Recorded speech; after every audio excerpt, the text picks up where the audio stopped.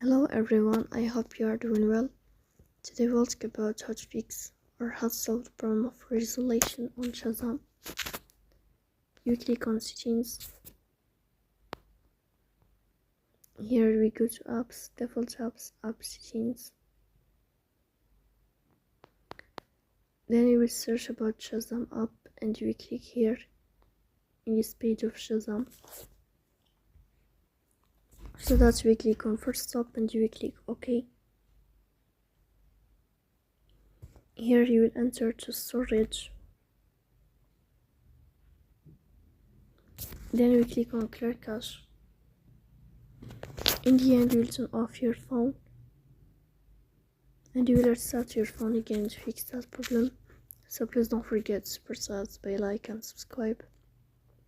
See you next time in another video, and thank you for watching and your